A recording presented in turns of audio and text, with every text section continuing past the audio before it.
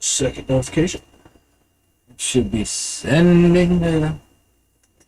Sending the data.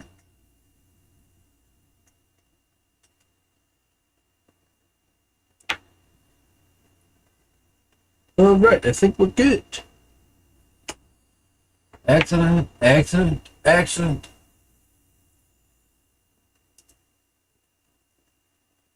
It's also streaming. Be good. All right. Yeah. Twitch, that's what I was about to open up on here. I was thinking there's something I normally open up on Thursdays on my phone. Twitch, so I can do the Yeah. deal. All right, well, I have a pre-show topic for you, like always. Okay. This one it's kind of Hi, simple, Will. but hello, Will. Glad to hear that. But it's an important one all the same. Found a story this week on RPG Horror Stories where brand new GM had a really interesting hook for the players, right? Had everybody starting in a bar, as, you know, is tradition, I guess. Yeah. Everybody starts in the tavern. And NPCs in there talking about a new invention they're working on, another NPC over there talking about the problems in the town, and players don't talk to anybody. They instead try to use one of them is a ranger who has Beastmaster, who has a crocodile companion. So they have the crocodile go under the table and try to steal somebody's purse because, you know, it's players. Yeah. Anyway, it all falls apart. Tavern winds up on fire. GM rolls with it, right? Tries to have the people that they wind up stealing the purse from wind up being mob bosses in the town that work for the bad guy, and, you know, and rolls with it really well. But makes a comment of, what could I have done different to make my players do the story I had for them? Right. No, You can't. yeah. Now that was on your players. Your players are still in the mindset they're trying to figure out how to beat you, Yeah. not play the game. Yeah. Yeah. And when they're in that mode, there's nothing really you can do to... Yeah. Rocks calm all that over down. my dice. Yeah. Like, oh no, the club collapsed. Everybody's dead. Roll me character. Eventually, I do believe if you just keep trying with a good group, they will get out of that mindset. But with a bad group, it doesn't matter how hard you try. Not as long as you got people sitting there wanting to compete with you. Yeah. That's what it sounds like to me. Mm-hmm. We could be wrong on that, but I'm right there with you. It sounds to me like they wanted to make their own fun. Yeah. Which is fine in, like, limited amounts. Yeah. But theoretically, when you sit down with somebody to play a TTRPG, you know that they've crafted something. Mm-hmm. And you want to engage with that in some way. Yeah. I do think the GM or DM should be prepared to roll with that. As long as they're engaging with the main story. It may not be the way you originally planned for it to go. Yeah. But you know, sometimes that gets a little bit deliberate. You know, and it's like the story you had. You know, the DM put the button there. The button said what it was going to do. You know, that's the way you wanted to play. Be clever. Yeah. You know, and the DM followed through with what the button said it did. Mm-hmm. Yeah. There's ways, for players aren't invulnerable, especially when you're starting out. You know, they all end up in jail, and they all end up in jail. Yeah, absolutely. Yeah, and I'm not saying that I would have played it very differently myself, especially once it was clear they weren't interacting with any of the NPCs I put there. Yeah. But I probably would have had them arrested for burning down the tavern. Yeah. You know, and if they try to fight back against the guards are going to overwhelm them with numbers. Doesn't matter how much damage they do, it just makes their sentence worse when they get in there. Yeah. But I have at times, you know, gone, okay, yeah, you guys want to go this other way, completely opposite of the way you were going? All right, you don't know I'm doing this. I'm going to take this thing that you were going to meet over here, and now it's over there. Yeah. Yeah. Because sometimes I think there's like a fine line almost between people that are trying to ruin the game and people that just don't realize where the hook is. Yeah. You know? Because theoretically anything could be the hook, right? It's obvious to the person GMing what the hook is. Right. But anything could be the hook. But when I explain an NPC with a little bit more detail than everybody else, or have a comment of how he's mentioning this thing or she's mentioning that thing, that's probably the hook. You know what I mean? Yeah. Yeah. Well, I mean, because I know you have players that sit down and they're going to come up with a plan. It might be a cool plan, but the idea of the plan is not to do something cool or try to figure out the way it's something. It's like, yeah, let's see what the DM does with this. Yeah. You know? How's he going to counter this one? Yeah. And that's no fun, in my opinion, for anybody at the table, really. Yeah. I had a player that refused to believe I wasn't out to kill his character. Because every GM he had before was trying to kill the characters. Yeah. He refused to believe that wasn't my goal. So anytime an NPC would say something like, well, as far as I know, this is the path that's safest. When somebody would say, well, I'm going to ask you what the safest path is. This player would say out loud, that's a trick. He's trying to kill us all. Yeah. It's like, you just asked this dude what he thought was, he just told you. It's not. Yeah. And I never broke him of that. We wound up not being able to play anymore because it was always an us versus the DM mindset. Yeah. Gotta tell a story together. Don't be overbearing to the DM. Don't be an ass to the players. Yeah. Like, at one point he found, because we were rolling for loot, he found spider shoes of spider climbing. And he was able to climb on ceilings, and he then would only climb on ceilings because he decided it would let him avoid traps on the floor. I didn't make a trap on the ceiling, right? I could have. I didn't. Because I knew this guy thought that I was just trying to kill his character.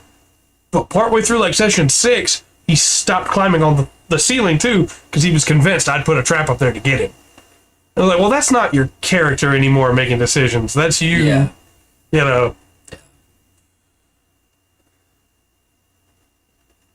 It's not a game anymore, then. Because it's not fair for anybody. Like, if the DM's trying to kill you, the DM's gonna kill you. Right. They have everything's in their coordinate. Like, yeah. Yeah. As far as that world goes and everything, yeah. So.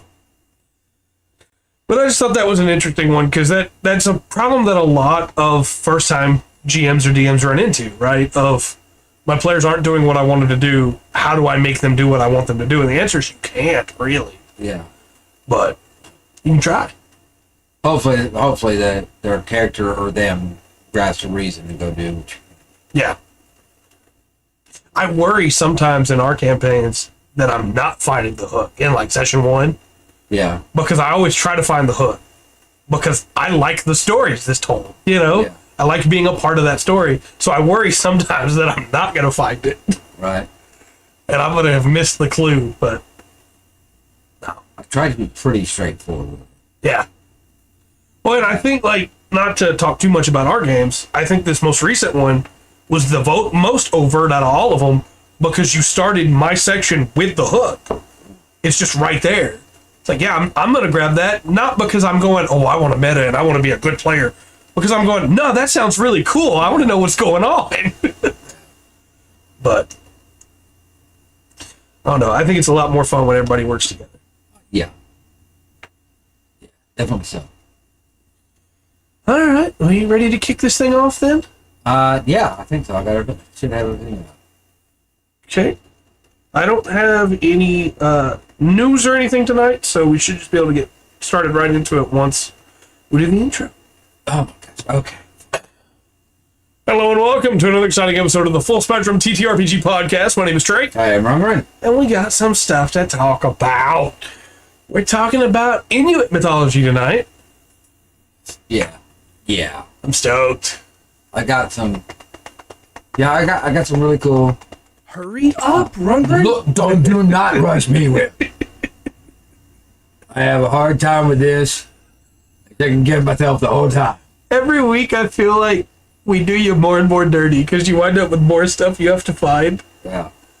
Well, now the Inuit, you're talking about a region from like northern Canada over to like Greenland, right? Yeah. And there's lots of variations on that, and the everybody's probably heard the term Eskimo, Right. which is not really, because they call themselves Inuit, which means Right. people. Eskimo means like someone who eats their food raw. Ah. Yeah. Well, that Like could if apply you- to a lot of people. yeah, I if didn't you know just that's have- what it meant. Yeah. So if you just had, you live off sushi. Oof. Well, I I'm know. glad you're here now. Glad you're here now. Sure. Yeah. If you live off sushi, then Yeah. technically I could call you an Eskimo. That's what it means. All I knew about it beforehand was that they didn't like being referred to as that. I was like, okay, yeah. Yeah. Well, there's a little, just like with many cultures, many civilizations. There was a people before the Inuit, and there's some stories about that the Inuit have about it, and there's some archaeological evidence for that. But once the Inuit had the area within 2 generations, the people who I think they call the Tunit Okay. people, and as far as the archaeological called the Dorset people, Okay. through that, like 2 generations they were done. They were gone. They went to Agartha. So according to the Essos, the wrong poll. It was a long trip.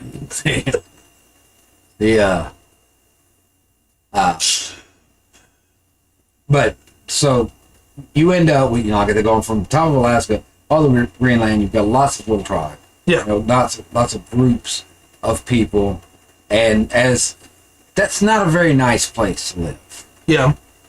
There's nothing there. There's ice. You got salt water, polar bears, killer whales. There's a limited number. You're not growing anything. Yeah. That, It's not a people friendly environment. right. They, as people went, yeah, we're going to stay here anyway. And they've stayed there. They live in this completely inhabitable place. More power to them. Stories, and they, like humans that live anywhere, they find the interesting there. They find the beautiful there. Yeah. They pass on, stories, give themselves a culture, a language, and all that. But what I'm going to do is kind of like what I had to do when we were looking at the Aboriginal stuff from Australia, right? There's so many versions of it, that I'd just be sitting here listing off names over and over. So, like, I'll give you a name that's probably one of the bigger names that cover like an area, but that one god will have a different name, Right. in to different tribes. And some of the stories are a little bit different. So I'm trying to give you like an overview, because honestly it would probably take years, and you pick one tribe and go with it to really get the mythology. All we're doing is scratching the surface and going, that looks cool. That's right. What an interesting way. And as always, we mean no disrespect for anything that's pronounced incorrectly or anything that we may seem blasphemous or making fun of. We're just trying to have a fun show while talking about how cool this stuff is. Yeah. And also, you see the word myth? I think that's kind of lost its like the level of what it's supposed to be. Yeah, I agree. Because like you'll see an article or a YouTube video or something like 10 myths about Right. soap, but people still believe whatever. Those aren't myths. Right. There are the myths are about handing down truth. Yeah. I'm not saying these monsters are real. I'm not saying this is where the world was created. But that these stories are intended to hand down truth, Right. and teach lessons. These are things people believed. Yeah. Let's see. They had a porpoise. Now there isn't like a pantheon of gods for the Inuit, right? Okay. There are powerful beings, and we have kind of talked about this before. You deserved it, Will. Don't give me that. Look, I can't marry into your family. I can butcher the language. All right, well, can we call that even? I love you. Oh. Maybe forget where I was. Dang it. Talk about there's no central. Yeah, so there's Central, there's not a pantheon, and it's a very. It seems like I'm going to be using terms deity, gods, goddesses, and stuff. Right. But it's kind of like on that idea again. I think we kind of went over maybe it's like not the Polynesian, but anyway, it's like they're greater spirits. These would be the ones closest to what we would call a deity. Emotional damage. Oh. No, that makes sense though. I mean, it's the idea of a creature so great that what other word could you use for it? Because whether it's a god or not, it's effectively filling that role. Yeah. And so, like, the other way I've got is like, this is a greater spirit, but that doesn't really feel it either, Right. Everything. Another cool thing we've got to look into is in Inuit culture, everything has a life force. Okay. Everything does. Everything. And I guess I could translate what they think of it as. It's like everything has a soul, but it's not. It's not a soul. It kind of lines up with that. You can kind of put it in that for a comparison, but it's not. It's a life force. So it's almost like the way the Cherokee look at it, but What we're looking through is like you can go. I was going to say with just the Inuit, but if you go to like the northern forests and down into southern Canada or that side, sometimes in the United States, you can probably follow past this story right. To like, let's say, the Crow. Yeah. These tribes of people through North America that we would say this is North America. Right. These are the natives of them. This is still North America, right? All that. And yeah, It's just North America. Yeah, you can trace it over, to Siberia. Right. And come through there, and a lot of that. But the land the tribes lived in, the people lived in, it affected their stories, affected their life, affected the dangers that they're going to face, what they needed to keep up with. It's all basic survival stuff, but how they told stories about how you did that, what you needed to do that change, because of the generations of their people that were in this environment, of that. So you follow like stories past, ideas, like the idea of a cultural hero you're going to find in lots of Native American stuff. Yeah. Either this deity that stepped down or a human that's been given kind of almost like a deity status. Right. Doing these great things, and it's like, so you see how they lived. Right. This is what you're trying to emulate, right? Yeah. Follow the example. So, without getting too big, too deep into it, we just talk about some of these, and I'm going to talk about some of the major spirits or the gods of the Inuit. And I think the biggest one to find, or one of the most significant ones, I guess I would say, is Sedna. Okay. Sedna. Now, Sedna is going to have different names depending on where you are across the map, which tribe you're going to. Right. I think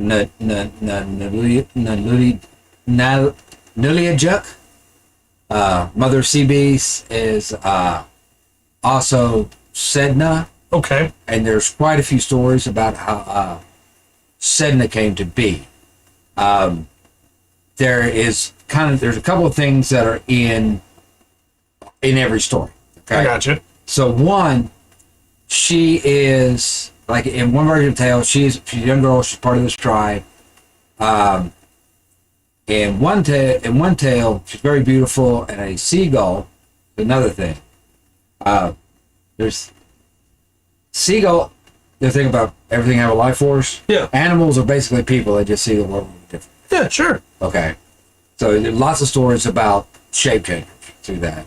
But with one story, a seagull admires Sedna, changes to a man, gives her a life of promise, or tells her, makes all these promises to just marry her, and she does over the objection of her father, and she goes, and it's a terribly poor village the seagulls live in. It's nothing like she thought. Right. And so her father grabs her, puts her in the boat to take her back to the village after killing her husband, Right. Seagull. The other seagulls find out about it. They're real pissed, so they come to get them as he's rowing. Nice. And he gets terrified, and he figures, this the sin, so to speak, is really on my daughter for going this, and it's her fault that he's dead. So it throws her overboard. Oh, okay.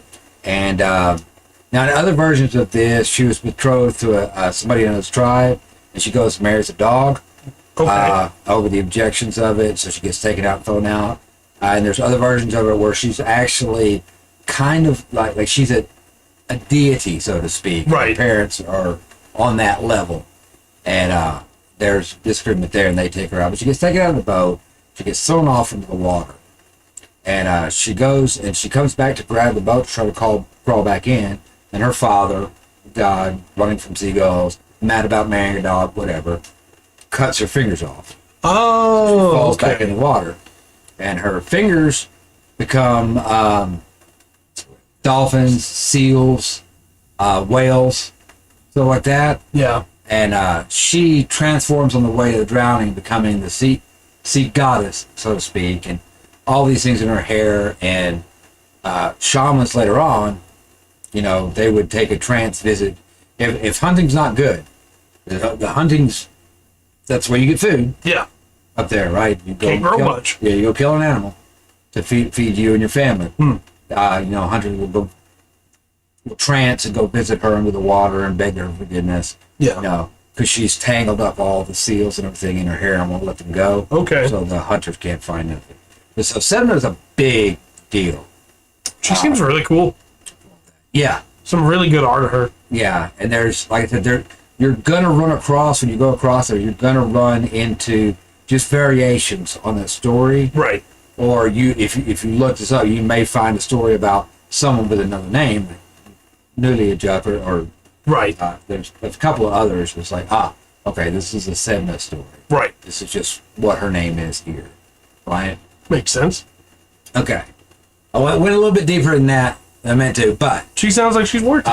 yeah. So a lot of that, like I said, she is how they get their sea animals to eat. Right. Through that.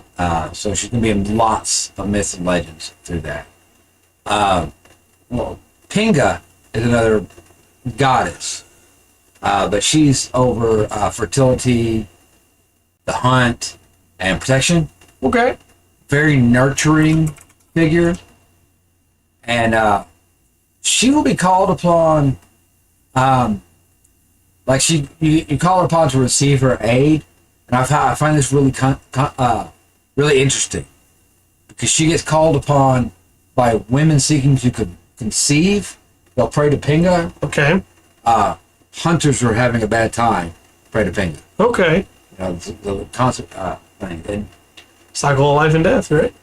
death is kind of a big deal, and as it is for all cultures. Right. But it does come up with this. I talked about Nuliajuk, the mother of the sea beast. Yeah. Like the hunters, fishermen pray to her. She's basically Sedna. Okay, Agunta is a deity associated with death in the afterlife and souls of the deceased. He is often depicted as a skeletal figure who helps guide souls to the realm of the dead. Oh. And he is an important figure in their understanding of the transition from life to death. I got you. Now, there are some tales that he's in that his brother is the I don't have his name right here, but his brother is like the creator god, and Okay. not creator god. Like, anyway, his brother kills him Oh. and introduces murder and death into the world, Okay. and which he's very kind of upset about. But then he appoints his brother, who's just killed, as you're over death, the journey from death. Okay. And death, there's actually, there's a part in that story where it was like, hey, you brought death into the world, how could you? Right. And his answer is, well, if there wasn't death, then the world just get way too overpopulated.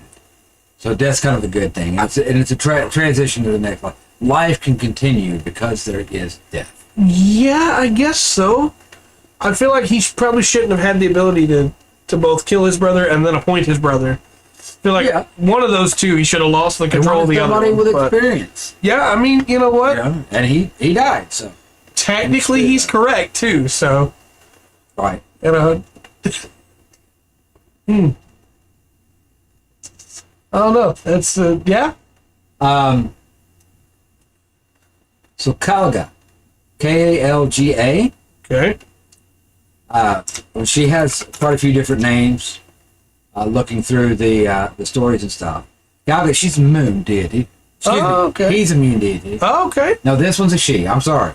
And it's straight. In this part, Kalga is a moon deity. She's associated with moon cycles and believed to have influence over the activities of animals, especially those that are hunted. And those who believe in Kalga is the female moon deity.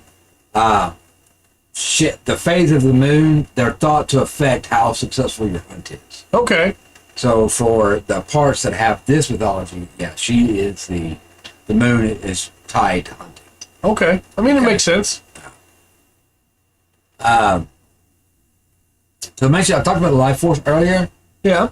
In some places it's called Sila. Sila. Sila. It's the concept of the spiritual life force that exists in all things. Okay. Of course, it's not a deity. Right.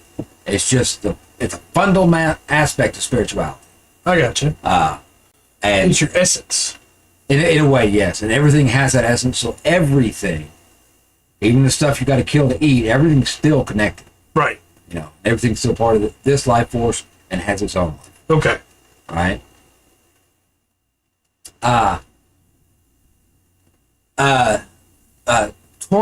Tornarsuk. Okay? Then it comes through as like eternal friend or a friendly being. Oh. And when the shaman goes into a trance, a lot of times you get tested since you're little, like if you have the ability to go into a trance. Right. And the shaman, most of the time it's male, not all the time. Sometimes it's female, but majority of times it's a male. They have a drum. You hear the drum, you go sit, you watch the shaman go into a trance. And you sit and listen to what he says, he or she says while in the trance. Right. And then what they have to say when they come out of the trance. And you hear the drum, you go over there, it's like, hey, we're getting a message. Right. From the spirit world. And they'll listen.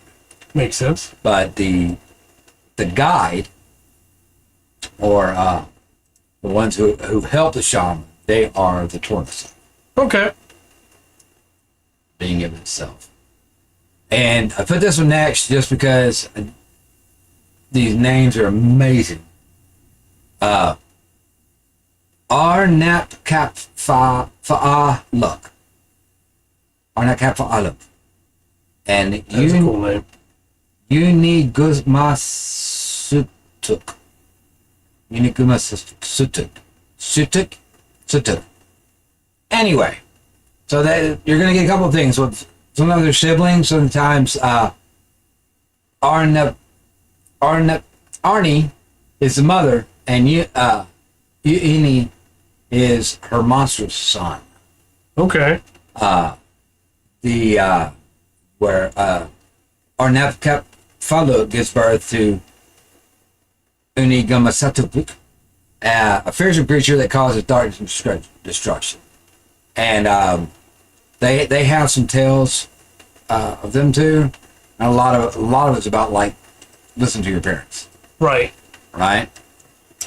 What's that? Those are probably the two biggest names I got tonight that were like the hardest to say. Okay. What's that? Okay. Now, this one, Anagon, is a moon deity, but it's a male, and he is considered brother of the sun goddess Melina, who both of those are going to have a few different names. Okay. And Anagon is known for changing phases and is often invoked for guidance, particularly during times of darkness. Makes sense. When it's dark, you might as well ask the moon. I have some some stories later. I'm gonna talk about that. Melena is the sun goddess, the sister of Anagon, the moon goddess talked about, God spirit. All right. She's associated with light, warmth, and life-giving energy. And of course, her movements across the sky impact the world's cycles and activity. Those and that. You might hear if you see the name Igaluk, Igaluk, that's kind of the same as Anagon. That's moon god, companion to the sun goddess Melina. Okay. And, associated with the moon cycles. What things that are related to nighttime activity. Makes sense. Okay. One more kind of deity thing to go over, just because I like this. All right. Takana'alu.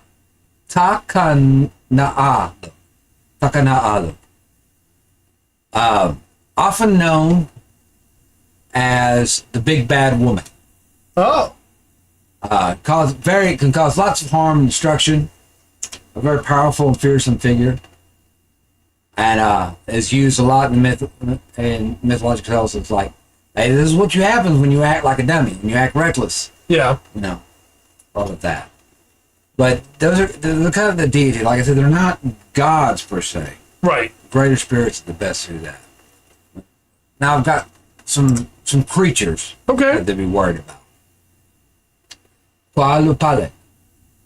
Qualupalak is a creature often depicted as humanoid with green skin and long hair, and it is said to abduct children who wander too close to the water's edge. Oh boy.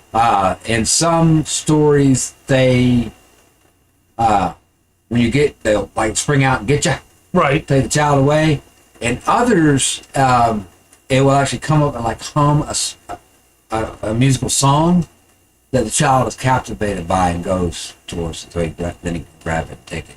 These the things water. are terrifying. Yeah, and they can, in some stories, they just take the child, take it to the bottom of the water, drown it, and eat it. Right. Right, and that's how the Qualupalak stays young, by eating children. Okay.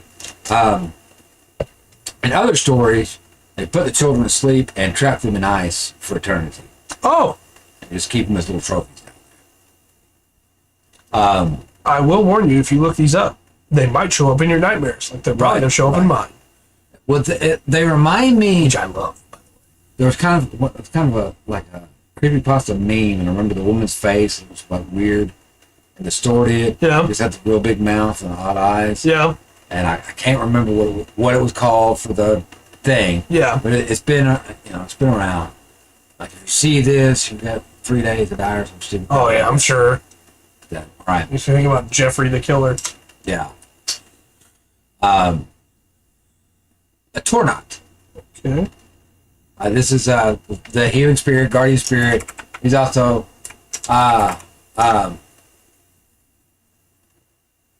they assist shamans when they're tasked.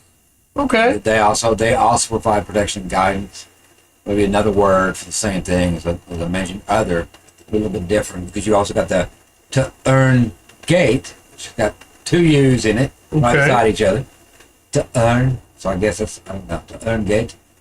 The spirits of super now, they can be malevolent or mischievous. These ones can possess humans and cause misfortune. Oh, okay. And some of the shaman rituals up there, when he starts banging the drum, Yeah. that's the signals like that. I'm sure he can get possessed and go into a trance. Yeah. Not too bad. So the turn gate has nothing to do with like a flesh gate. No.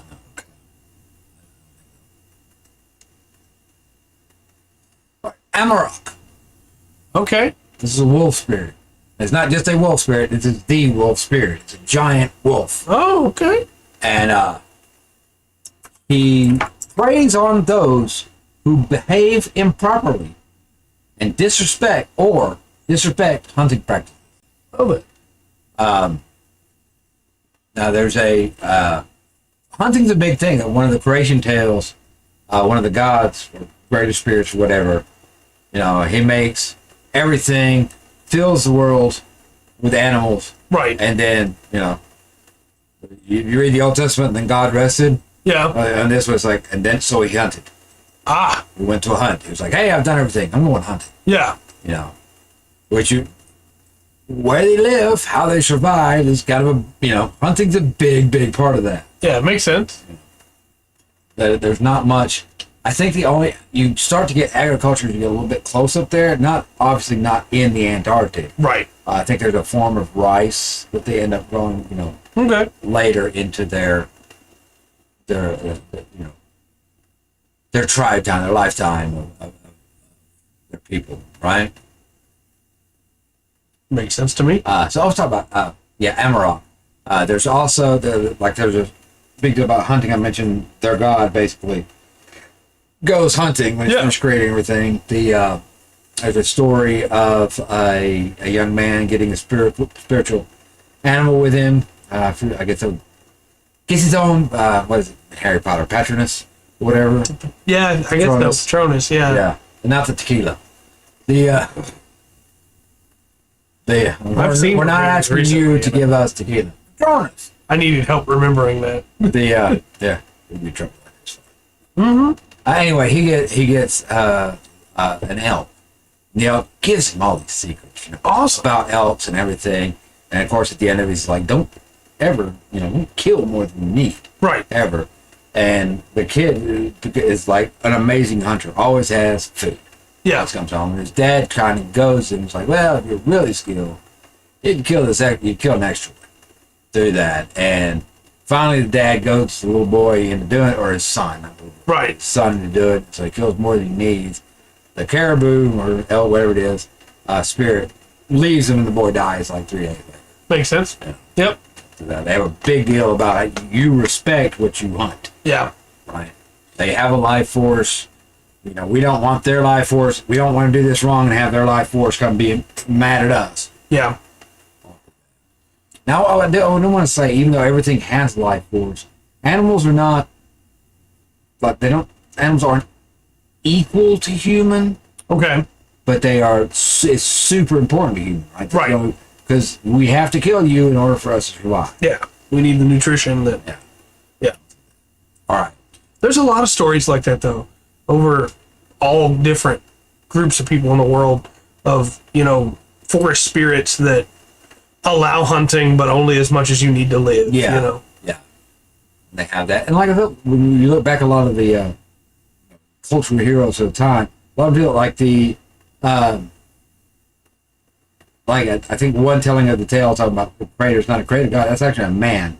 He's the first man that put all the animals, named all the animals, and right, all that, through that, and then went hunting, and it's kind of like, look, it's okay. It's been in our history that we have to hunt. You don't have to kill these things. Yeah, but take only what you need. Yeah. Or to the forest. Right. The answer. Yeah. Right. Inuit. Okay. It's just a shape-shifting creature that you can see it, but it's very hard to see, almost impossible to catch. And if you are lost on the ice, and you can't, it's a blizzard, you can't tell which way to go. The Inuit is going to trick you into following. Now those pictures you first pull up there that say Inuit underneath them. Yeah. They really remind you of another creature, right? Yeah. The Wendigo. Yeah. What's it that? There's stuff. Even that far up north, it comes down. Yeah. A lot. I think there's a couple of stories where you get variations in the story. You don't get anything completely different coming down from there to the tribes, and by I mean it's a completely different set of circumstances. Yes. Of course, you get different names, details of it. It's nothing you get to tribes that were in Mississippi. Yeah. And stuff, come down all that way. Yeah. Because up until that point, it's still that idea of the trickster shapeshifter. Well, see, it's kind of weird because you do have, so in a lot of countries, you're going to have that trickster guys, and a lot of times that's seen as a malevolent god. Right. For forgive me, I may not get these right, but the crow raven is a trickster god. Right. There is among certain Inuits, it's a raven, but he's not. He's very benevolent. I got you. Going through and some of the stories are not so much. Yes, it's a trickster, but the way the story goes, it's like actually he was just being really clever, and guess what? His tribe got to eat. Yeah, that makes sense. He tricked all the geese into closing their eyes so he could wring all their necks. It's not geese are stupid. Yeah, that's part of the story, but he uses brains to get food. Yeah. Two different things right there. Isitok, Issitoq. And this is just this is the boogeyman. A monstrous creature that hunts disobedient children. Okay. Tell your children the Isitok's gonna get you, you better behave. I will come get you and eat you. Wow. Yeah. That's a horrifying creature. Yeah. Why does it have 4 eyes? I don't know.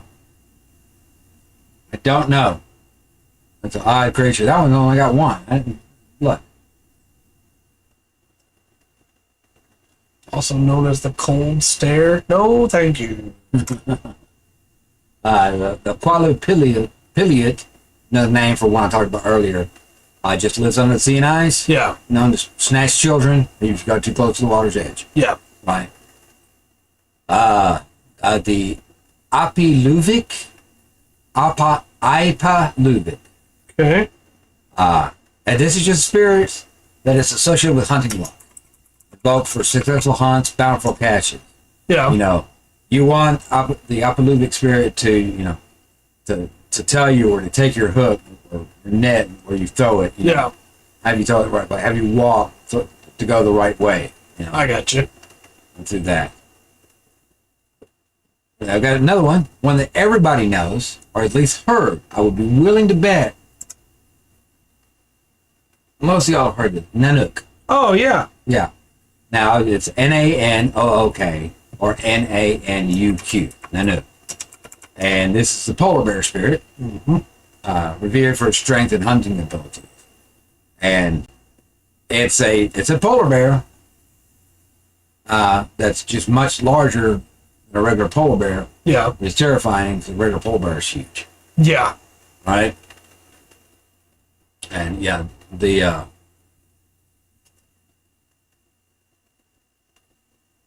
some good art. yeah, going through there. That's a terrifying thing. The some tales, it wouldn't really turn into a man. It would fool people. Yeah. Yeah, because it would stand up on its 2 legs, and yeah, so that goes through. There's another tale. I didn't manage to get all down, but it made me think of it. Man-Fleet Wolf, and we talked about the raven a while ago. Yeah. But the raven could take its beak and flip it back over its head, and when it did that, it was a human. Oh. When it flipped it back, it was a raven. Yeah. That is a magic item that I would 100% give in the campaign. All right. The Akhlut. Oh, Akhlut. yeah, that's the one I was talking about last week that I couldn't remember the name of. The mythical creature resembling a wolf killer whale hybrid that can hunt both on land and in water. Yeah. Yeah, we have. There's other names for it.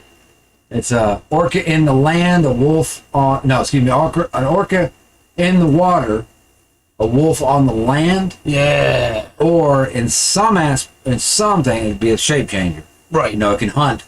It's an expert hunter, whether in the water or on the land. And some, it doesn't shape change. It is a cross between a wolf and an orca. Right.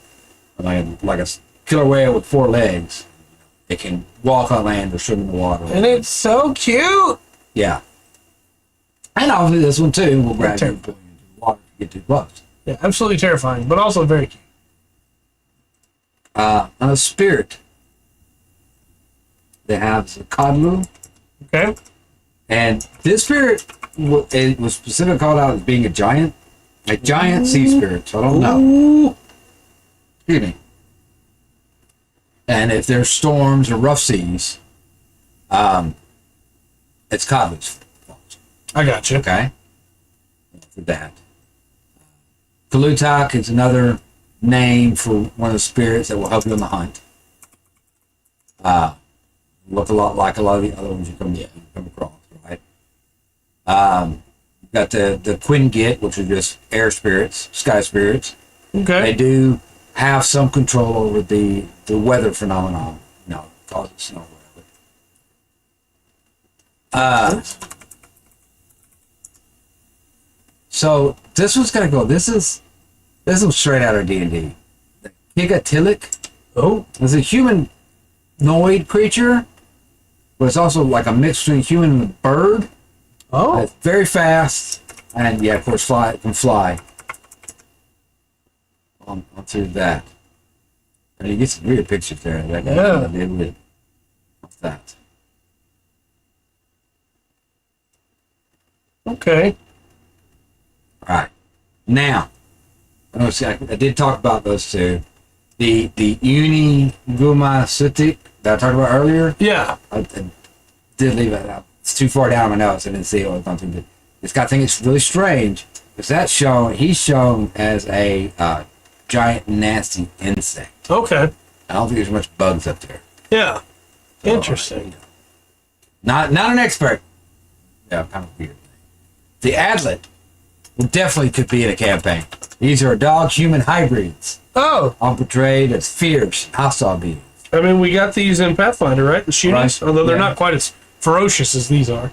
Well, I think their setup reminds me of, like, they could be, you could use Hobgoblin Yeah. D&D for these guys, to kind of change the way they look, right? With the Adlet, really like the Adlet. It's cool looking. Yeah. Very nifty. The Iku'utayuk. Iku'utayuk. And this is a shape-shifting creature that can transform into various animals known for its trickster nature. This is a shapeshifter, which we see all over, right? Right. See all over. This one, there's not one set. It's like it can be, it might be this animal, it might be this animal, it might be that guy over there. Okay. It might be I that got you. animal. Nifty. There, but very trickster nature, and some of the there's stories about how bad it is. Like this guy over here did not prepare to get his food together, and Yeah. so he came and sat at somebody's house and just waited until he was offered food. I got you. Go through that, and usually the host would have to offer food. Yeah. But that they got fed. And take away from what the host and the host household. Yeah. They didn't prepare, but the host has still got to be nice. So sometimes showing up stories of those natures. Yeah. Nature, you get Pana. Okay. Is another name for the Lord of the Dead, the spirit that Pana watches over the souls of the dead and the land of the dead. You got a spirit that watches you over here, and a spirit that watches you over Makes sense. there. Talked about this one earlier. It's just a different name for the Sina. It's a Sila Inua. Okay. That's another name for the life force. Right. Talks about her. Got that one. I got some more shorter notes down here. Right. Filled up with Yeah, I definitely recognize some of the names there. yeah. Akna, associated with childbirth. Right. Aka is a malevolent spirit related to illness, bad luck. Always got to have one of those. Right. We're getting sometimes lucky, sometimes unlucky with the Google searches. Fair enough. Fair enough. And it's weird to me they have a lot of creatures like, we're going to take this creature and this creature and get that. I mean, that's the best way to do it, right? Yeah. The Nukluck is a creature that resembles a bear and walrus hybrid. Okay. So very magical. Yeah. Right. Do that. You end up with you have a lot of strange creatures that can cause problems. Yeah. Do that. The A lot of options for campaigns. yeah. And one more before I'm going to go to some stories. The Isyak, Icyak. Okay. This is supposed to be a tiny, tiny sea creature. I found this was interesting because supposedly they can they can transform into a kayak and cause problems for you on the water. Oh. I just thought that was a weird transformation Yeah. into a man-made boat. I mean, look, if you're out in the freezing cold waters on a kayak, then yeah, Yeah. something that did that would be just as terrifying as something underneath you in the water. Right. There is also a dragon. Would be the best way. A sea serpent, but nobody's seen it. I think it's real interesting because they say it's massive and it's a sea, almost like this huge sea beast that can wipe out, cause like an destruction. You don't ever see it. You hear it way down underneath the ice. Oh. And if you go to Antarctica, you're gonna hear ice moving and these big growls and stuff. That's awesome and terrifying. Yeah. Do that. It's trapped down there, waiting for its chance to escape. Right. Do that. Got some Jormungandr vibes there. I don't know. Yeah. Do that. But they do have an ice dragon, a big serpent, Yeah. great beast, right? Look, when I go around the world collecting all the lost mythological creatures, I'll make sure to grab the ice dragon. Mm-hmm. One from there for sure. Okay. I'll catch my team of 6 to go after the Elite Four. So, yeah, I mentioned Sedna Yeah. at first. I'll give you. We kind of talked about her story a little bit. I'm going to kind of go through one version here. I may have some notes somewhere, differentiate it. Yeah, of course. You think it's cool with going through these? I found a couple that when they were translated, to the oral tradition. Yeah. I have no story kind of about that. What Inuit Mythology said. So I think it was a missionary that was writing it down.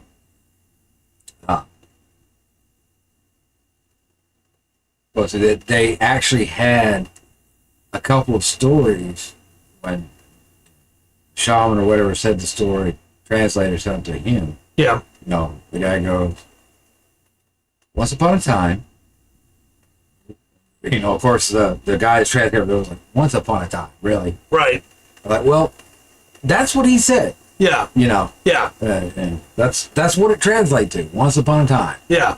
Didn't get to see a couple. I've got a great. few. I can't have them all. That's pretty great. I thought it was pretty cool. We get that phrase from somewhere? Right. Worked there. So long ago, in a remote Inuit village by the sea, lived a beautiful young woman named Sedna. Sedna was known for her grace and charm, and many young men in the village sought her hand in marriage. I'm sure. However, Sedna had no interest in any of it. One day, a mysterious stranger arrived in the village. He was a seabird who could take on human form. The stranger was captivated by Sedna's beauty and decided to marry her. Sedna's father, concerned about his daughter's well-being, reluctantly agreed to the marriage. Now, like I said, there's a few different things. Some she's already had an arranged marriage Right. for this, but she runs off and marries a dog or something like that. But Right. this is the way this one's set up, right? So the stranger took Sedna away to a distant land, where he revealed his true identity as a powerful seabird spirit. Now Sedna was trapped in a remote nest on the island far away from her family and home. That's not great. She soon realized the true nature of her husband and the dire situation she was in. Right. Right? So back in her village, Sedna's father became worried about his daughter's disappearance. So he decided to embark on a journey to find her. He paddled his kayak across the treacherous waters, enduring storms and hardships along the way. When he finally reached the island, Sedna's father found her in a pitiful state. She was cold, hungry, and her fingers had been cut off by her husband. Different version of the story Yeah. here. Her fingers had been cut off by her husband to prevent her from escaping. Sedna's father comforted her and placed her in his kayak, determined to bring her back home. As they attempted to paddle back, the seabird spirit became furious. He summoned powerful storms and waves to capsize the kayak. Sedna's father realized that the only way to save them was to cast Sedna into the sea to appease the angry spirit. And Sedna clung to the side of the kayak, desperately trying to stay afloat. Moment of desperation, the father took a knife and cut off what's left of her fingers. Okay. So, like I said, in some tales, that's where all her fingers are cut off. Right. Some tales, she's already missing her fingers. She's just trying to hold up with the nubs and cuts off her hands, or even cuts off her fingers. Or, That's pretty anyway, rough. her fingers, she gets her fingers cut off, so she can't grab nothing, right? Each finger fell into the water, transformed into a different sea creature. Okay. These creatures included the seals, whales, and fish, which were meant to sustain the Inuit people, providing them with food. Right. Yeah, for sure, Faye. Right. With her fingers now transformed into sea creatures, Sedna was submerged into the cold ocean. But as she sank, her body slowly transformed as well. She became the powerful goddess of the sea, controlling the availability of sea animals and the fortune of Inuit hunters and fishermen. Okay. To this day, Sedna watches over the sea creatures and ensures their abundance. Yeah. And you are to honor and respect her. You offer her prayers and songs to gain her favor. Ensure the success of your hunting and fishing endeavors. Okay. Makes sense. There's quite a few versions. You have a different name of it. Yeah. Going through that. Yes, it's not very friendly. Not very nice. That's rough. Yeah. They Also, live, they live in a rough environment, okay? Yeah, no, that's fair. That's fair. I bet for them, seagulls are pretty fierce. Not fierce as in like they have to fight them, but I'm sure they have to fight them off from their food. Well, they do have, in some places, they have a spirit that is basically, not an albatross, a giant seagull, like bigger than albatross. You see it, you're dead. Right. It's going to come down and get you. Yeah. It's there, but nobody's lived to tell you, nobody can really give you a good trip if nobody live. You get caught out by yourself in the kayak in the middle of, middle of water somewhere, you're gone. Yeah. Boat might show back up. Person doesn't, it's taken by those giants. Right. Right? Or eaten by a wolf killer. Yeah. Aklutz. That's my favorite so far. The one that I already knew about. Oh, there's some really cool stuff you've talked about, yeah. but Aklutz, sorry. They look, really the artwork gets me on them when people put them together. That's what tipped it over for me, was seeing all that cute artwork. Fair enough. I want that as a mount. No, that thing is a deadly sea spirit. Can I, in Pathfinder 2, 2nd edition, can I, as a summoner, summon an Aklutz? You're not a summoner. My wife. No. My cross class. I got another story. Okay, please tell. Let's try. Like the inky monster guy, you see it, you're gone? Yes. Yes, from the game of that. It's fine. Surprised the demon. I did. Not very long. In a small Inuit village, nestled along the icy shores of the Arctic, lived a curious and adventurous young child. This child was known for their insatiable curiosity and boundless energy. They would explore the frozen landscapes with eagerness, venturing close to the edge of the icy waters that stretched out as far as the eye could see. One day, as the child's parents were busy with their daily tasks, the child's curiosity got the best of them. Drawn by the mesmerizing beauty of the shimmering sea, the child wandered closer and closer to the water's edge. Unbeknownst to them, Qualupalik, sea creature, mythology, had already been observed there. And this one had been observing their every move, Of course. from beneath the waves and watching. Wait, snatch a kid? The Qualupalik was a creature of the sea, green skin that glowed like the northern lights, and long slimy hair that trailed behind it like seaweed. It had a unique ability to attract children with its enchanting song, luring them towards the water. It was said that the Qualupalik had long claws that were used to grab unsuspecting children and drag them beneath the icy waters. As the child reached the edge of the water, they heard a soft, melodic voice drifting through the air. Entranced by the song, they approached the water's edge, completely captivated. Just as the Qualupalik was about to snatch the child, a sudden gust of wind blew through the air, carrying the scent of their parents' warning voices. It's really weird, interesting way. Hearing the smell of their warning voices. Yeah. They, startled by the voices in the wind, the child snapped out of their trance and realized the danger they were in. They turned and sprinted back towards the safety of the village, their heart pounding with fear. Qualupalik let out a frustrated hiss, its long hair flowing in the water like tendons of disappointment. Back in the village, the child's parents had realized their child was missing, and panic spread through the community as they searched high and low, fearing the worst. Just as despair was about to take hold, the child burst to the entrance of the village, breathless with safe. The child recounted their near encounter with the Qualupalik and how the wind had carried their parents' voices to them, saving the child from the children's creature's clutches. The villagers rejoiced, relieved to have the adventurous child back. From that day on, the child never strayed too close to the water's edge, heeding their parents' warning, respecting the danger that lurked beneath the waves. Also, there was another word there that was terrified. No, respected. Yeah. The danger beneath the waves. Yeah. Wasn't terrified of it. But also, story. Hey, there's a boogeyman down there. If you don't do what your parents tell you, and I like to add a little bit more on to it. It's like, look, the wind itself carried voices so you could have them. Yeah, so you would be safe. So Also, man, the Qualupalik, the more I heard about it, the more it really is just a siren, isn't it? In a way, yeah. Like it's a narrate straight. Yeah. Yeah. Going through that type of thing. And it's like, how could they have the same type of creature? That's that. I don't know. Hey. Especially a creature that can travel by sea. Yeah. I don't know. Down to the same description of like the hair is seaweed and the green coloration of the skin. Yeah, they have a... Seems to me the Inuit have a better description of the face, like wide mouth. I think so. Everything, but yeah. Same thing. Mm. Do that. Almost like it's based on the same creature originally. Hey, I don't know, baby. I don't know.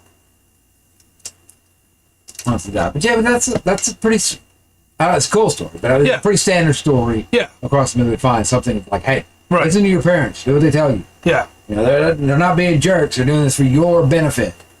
If at night you go out the door, yeah, a tall man stands behind.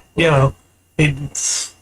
Yeah, that's every mythology has one of those, and every mythology needed to. Yeah, like I said, they want to protect their people. Mm-hmm. The humans are just so disappointing and so amazing at the same time. Yeah. Humans are total paradoxes, right? Yeah, total paradoxes. Think about the wolf and the caribou woman. Please do. Okay, so in the ancient days, when animals could take on human forms and interact with people, there lived a powerful wolf spirit named Kaug Jagjok. Okay. Now, Kaug Jagjok was not an ordinary wolf. He had the ability to transform into the human form at will. And he lived in the land of ice and snow where his presence was feared and respected by both humans and animals alike. Well, in a neighboring village, there was a woman known for her exceptional beauty and grace. Okay. She was called the Caribou because of her affinity for the caribou that roamed the land. The Caribou woman had the magical ability to shapeshift into a caribou whenever she wished. Oh. So this is two creatures are going to meet in the middle, right? Yeah. Because you got a wolf, that's a wolf, but it can become a human. Right. We got this woman, it's human, they can become a caribou. Right. Right. And when they say they understood the caribou, the way they saw it is the caribou, they had their own political structure, they had their own societal structure. Okay. They had, Sure. They had their own form of economic, of trading, what they got to do. The wolves have that. Of course they do, yeah. All that. So That was another thing about, like, they have their own life, their own way of thinking. Yeah. Right? Kind of like the Council of the Deer from Sioux mythology. Yeah. And no, that's it. Yeah. And exactly. Yeah. You know, there's you'll find different mythology from around the world, different tribes, whatever, how you want to break it down. You know, it's like, okay, you know, like the birds, trial of birds. Yeah. You know, they see something happening in nature and like, oh, that bird's on trial from the other. Right. And you know what? For all evidence is, you're probably right. I don't know. Look, because something will happen, they'll all fly away, or they all kill that bird. I've hit a lot of deer over the years with my car on accident. Well, you're a horrible human being. It's I know. different. I wish I wasn't doing it, and they hate me, and they should. But trust me, I wish I wasn't doing it. But the number of times that I've seen deer on the highway and slowed down just to see them like gathered in a circle, yeah, I don't doubt that at all anymore. That is in my head. They're talking about something. That's right. They're not be talking about me. Here he comes. All right, so back to the wolf. Hold on. So, Ka'ujakat. Yes, that's it. Juk. I should have worked fair that enough. better. Ka'ujajuk, you know, the wolf, had heard tales of the caribou woman's beauty, and he was intrigued by her mysterious powers. Yeah. She has an understanding he doesn't. Right.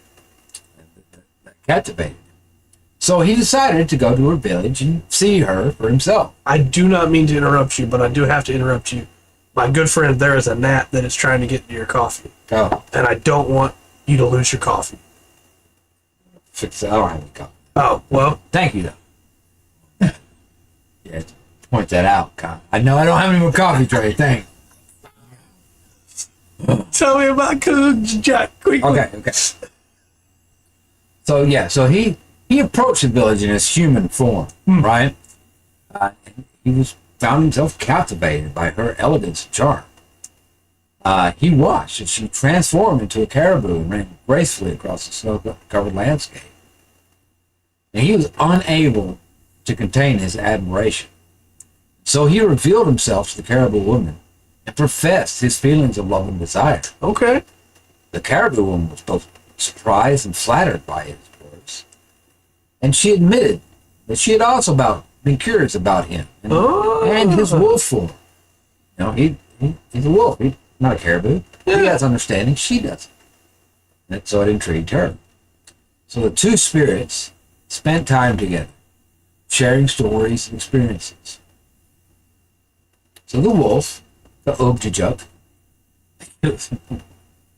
told the caribou woman about his adventures, the wolf spirit. Yeah. And she shared tales of her interactions with the caribou in the land. They spent more time together, their connection grew deeper, and they fell in love. However, their love was not without challenges. The other animal spirits were wary of their relationship, and some opposed it. The spirits of the land feared that their union would disrupt the balance of nature. Jajak and the caribou woman were undeterred by the opposition. They believed that their love was genuine and strong enough to overcome any obstacles. As their bond deepened, they decided to be together despite the challenges. The Ogjajuk continued to alternate between his human and wolf form. The caribou woman would transform into a caribou whenever they wanted to be close. Okay. One fateful day, as the two were enjoying their time together, tragedy struck. Oh no. A group of jealous spirits launched an attack, attempting to separate them and bring chaos to their relationship. In the midst of this chaos, the caribou woman was fatally wounded. Of course. Heartbroken and devastated, Ogjajuk mourned the loss of his love. He howled mournfully, his cries echoing through the land. As his grief consumed him, he transformed into a magnificent wolf and disappeared into the wilderness, his heart heavy with sorrow. Yeah. And if you listen, be quiet, you will hear Ogjajuk sing at morning out in the woods. Yeah. You know what that is. Don't go out there. Right. It's a wolf. You know, you don't go out there. You can't fix his heart. Yeah. You know, go out there. So here. Good story. Yeah. And another one that has like everywhere has a variant of the two people that are not meant to be together. But right. yeah, Going through there. Yeah, it's okay. Yeah, we look at that story at its base yeah, from a culture of people who live and have lived through, things that I can't. right. You're not going to go and survive there. No. You need lots of training. You're going to have to sacrifice lots of stuff. Right. You're not going to live and survive there. But, man, they have that story that, yeah, I get that. Mm-hmm. I understand that. Breaks my heart. Gives me some feels. Yeah. I'm never going to hear a wolf howl and not think of it ever again for the rest of my life. Right? Yeah. Like that one. The caribou woman, the wolf. Yeah. Great wolf spirit. Okay. The raven and the loon. Okay. Okay. Loon being not somebody in a mental asylum. That's rude. You shouldn't use it that way. It's a bird. Yeah. Yes. So in ancient times, and this is back when animals and birds could communicate with humans, Yeah. the raven and the loon were two of the most intelligent and powerful creatures in the land. Makes sense. The raven was known for its cunning and cleverness. You can find that all over. Right? Yeah. The raven and the loon. Always. While the loon was admired for its beautiful and haunting song. Sure. Okay. Yeah. Okay? Yeah. That's in some other mythologies too. Right? So one day, the raven grew envious of the loon's exquisite singing voice. The sound of the loon's song echoed across the lakes and rivers, captivating all who heard it. The raven, despite his own remarkable abilities, felt overshadowed by the melodic beauty of the loon's voice. Driven by jealousy, the raven hatched a plan to steal the loon's voice for itself. The raven approached the loon with false words of admiration, praising its captivating songs and expressing a desire to learn the art of singing from the loon. The loon, unaware of the raven's true intentions, agreed to teach the raven its songs. Of course. As the lessons began, the loon generously shared the secrets of the songs with the ravens. Day by day, the raven learned the melodies and intricate tunes that chatted so many. With each lesson, the raven's envy grew stronger, and its true purpose became clear. One day, after learning the most complex, haunting song of the loon, the raven revealed its true intentions. With a wicked grin, the raven declared that it was time to take the loon's voice for itself. Before the loon could react, the raven lunged at it, pecking and clawing at its throat.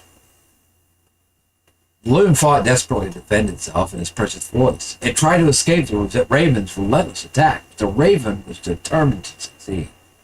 After a fierce struggle, the raven managed to rip out a piece of the loon's throat, stealing its voice.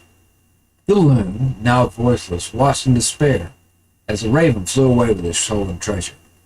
As the raven soared through the skies, it was filled with a mixture of triumph and guilt. It marveled at its newfound ability to replicate the loon's song, but also felt a heavy weight of remorse for its actions. However, the stolen voice did not bring the raven its satisfaction it hoped for. Whenever the raven sang the loon's song, it lacked the purity and beauty that made them so enchanting. The songs felt empty, devoid of the true emotion and the spirit that the loon had poured into it. Realizing the emptiness of victory, Raven returned to the loon and confessed its wrongdoing. It apologized for its jealousy and envy, acknowledged that it could never truly replicate the loon's unique voice. The loon, although voiceless, forgave the raven, recognizing the remorse and sincerity in his words. From that day on, the raven and the loon formed an unlikely bond of friendship. The raven, humbled by his actions, used its own voice to sing songs that celebrated the beauty of all creatures. The loon, although voiceless, continued to swim gracefully in the water, its spirit shining through its eyes. Yeah. See that? Yeah, you like that one? Yeah. Well, I mentioned earlier that there's like other stories about the loon losing its voice in other mythologies. I think it's Chinese mythology where it's called the Death Singer. Yeah. Because its song was so beautiful that people died And so they gave it a great offering to beg it to never sing again. Yeah. But They took the deal. Yeah. Never sing again. Cool. Very cool. Okay. So, this story. Now, like I said, I find a lot of versions of Sebna's story. you're right. Okay, so there's a lot of versions to the sun and the moon story. Okay. I'm going to go through the story and give variations, right? All right.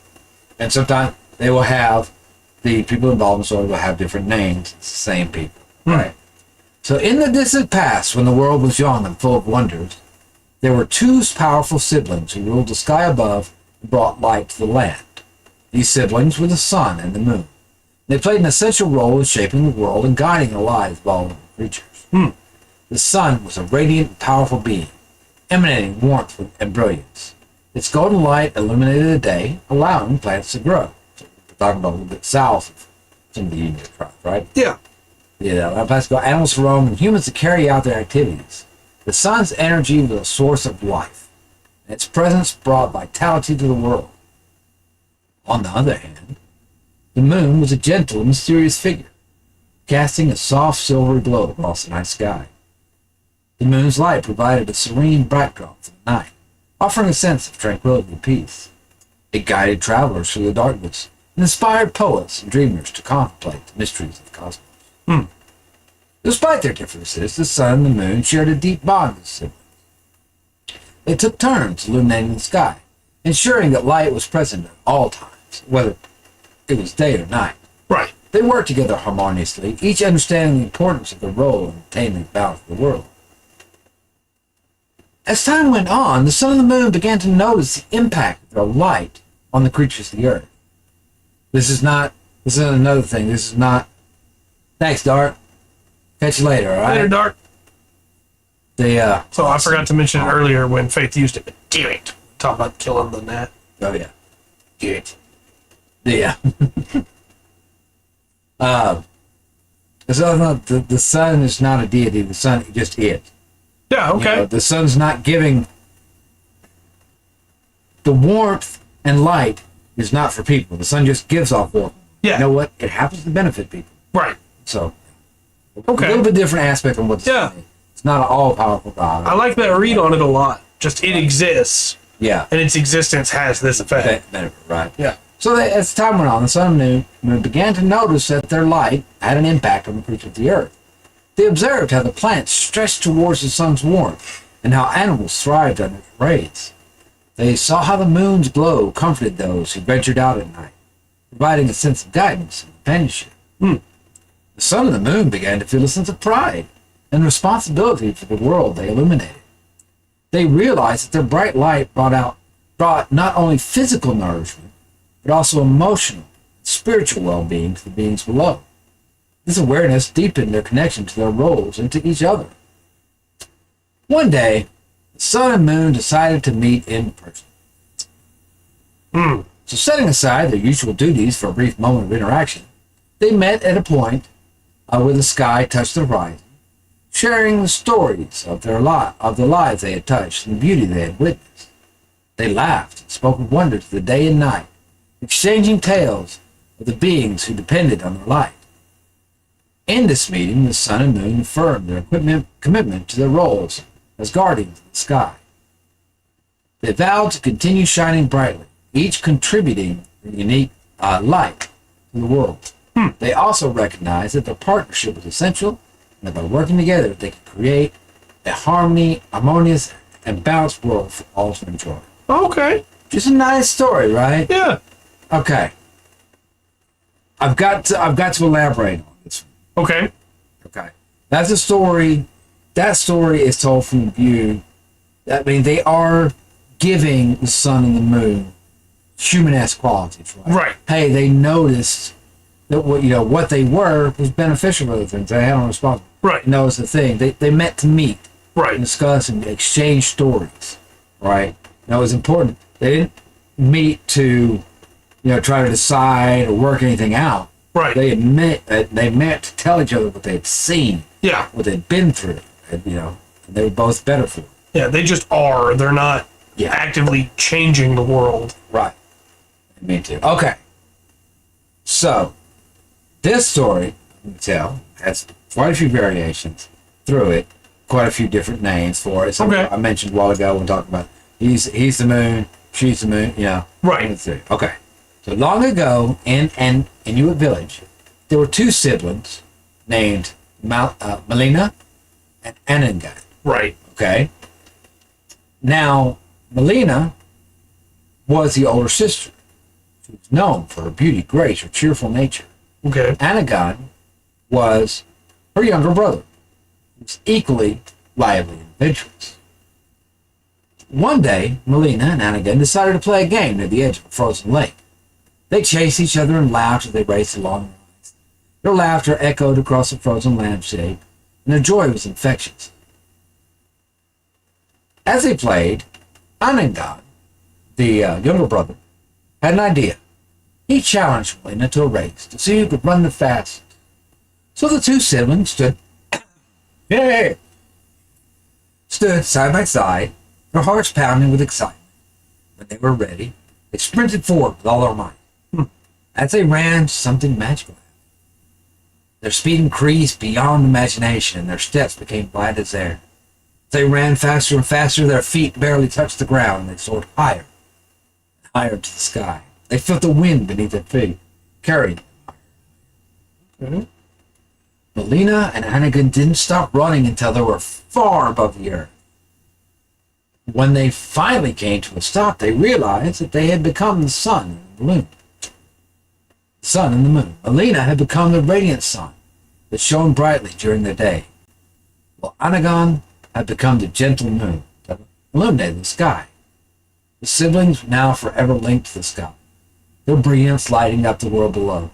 Melina's warm rays brought life and vitality to the land, while Anagon's silvery glow provided comfort and guidance during the night.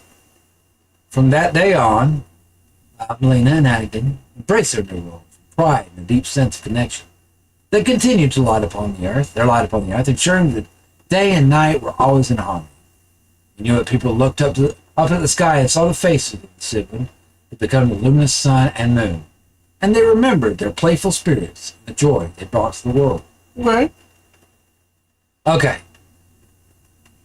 So, might not stop there because I've got some variation. That is a nice sweet version of that. Yeah. Right?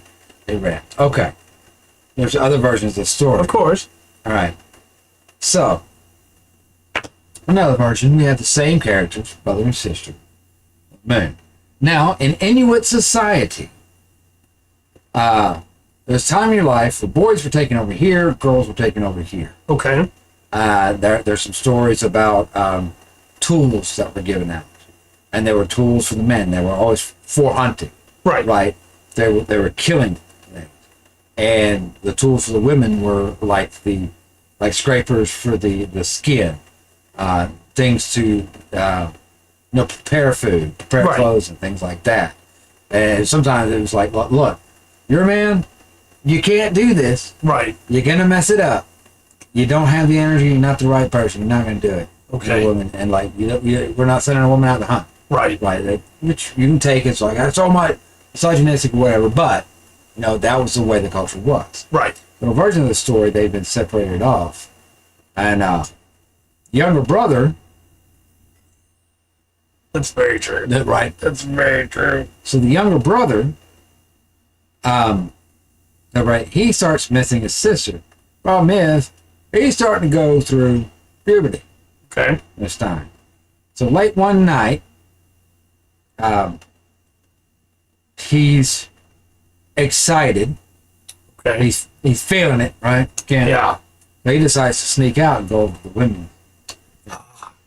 So he goes over there and he finds a woman, and she's asleep. So he's like, all right, give him a chance, and does it. Yeah. Right? Okay. Now, in some tales of the story, the brother knew that was his sister. Oh boy. And in those tales, the sister has no idea it's a brother. Right. She's embarrassed, right? Or she's worried. Yeah. This has been taken from her. And so she goes to sleep again. The brother tries it again, and in the darkness, she takes soot and wipes it on the face of her attacker. Right. And when he leaves, she gets everybody up. They take light. They go over. He's got soot all over his face. Yeah. And so she becomes red. She's very embarrassed that it's her brother that did this to her. Yeah. Right? And so she grabs a torch and takes off running. And he is, in some tales, he is filled with regret. Right. Okay, so there's a couple of different tales, all right? So in one version of it, she is furious and embarrassed with her brother. Right. She is so furious and embarrassed that she says, "You desire me so much." She cuts off her breasts, throws them at him, and says, "Eat those." Oh. Takes off running. He feels guilty, takes off after her, and they both have a torch. He falls, and his torch goes out. Okay. And they run, and they run, and they run so fast, they take up in the sky. Her with the torch, who's red for her embarrassment, becomes the sun. He with the torch out, so how it becomes the moon on that. So there's lots of variations on this story. Yeah.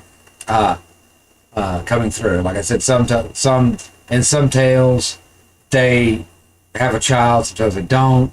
Like I said, some tales, he knows it's his sister, sometimes he has no idea. Right. And then he finds out afterwards. And so lots of tribes. Yeah. Lots of different telling tales with different names and different through. But the one thing that seems to be consistent is they were running and took off to the sky. Yeah. And that's something. But unfortunately, that's another thing that happens a lot in mythology is incest. Yeah. There's almost always treated as this terrible thing, which, understandably so. But, happens a lot in mythology where It does happen. really powerful creatures have Yeah. children with each other. Yeah. See that.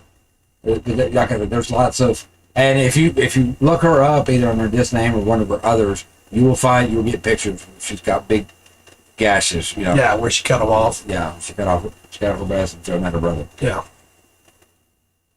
There you have it in the story. Yeah.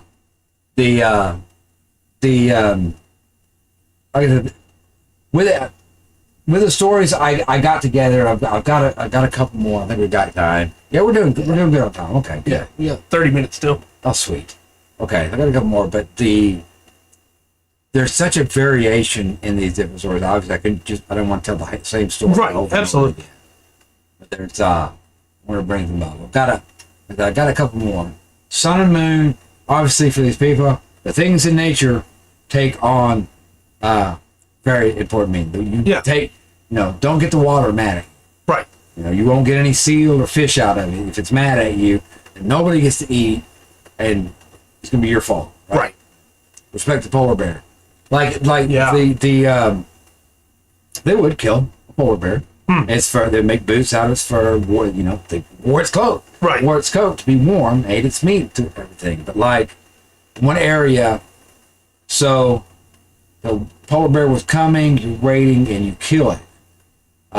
You were required then to you're gonna have to take its head off, and you point its head back down its tracks. Oh, You have it okay. facing, so it knows how to go back to where its spirit will know where to go. Yeah. Right, can see where to go. So you take I it got back. you.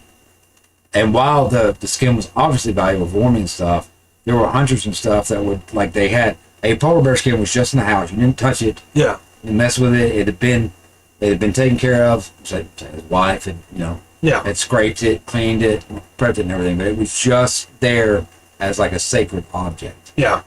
Going through that. I don't know if it was an Irish thing or just a my family thing from many generations back, but I was taught as a young boy, if you go hunting, you kill something, you take a piece of it, and you bury it where you killed it.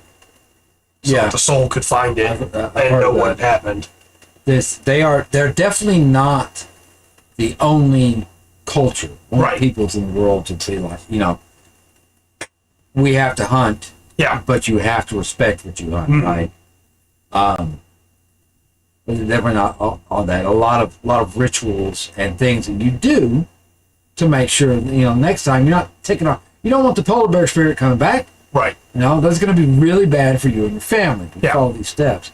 And you'll find, you find that in places all over the world through what we would call, I guess, Native American. All the tribes, all the different people that were here at that time that conquered each other, and mixed and matched, came through, and the ways on.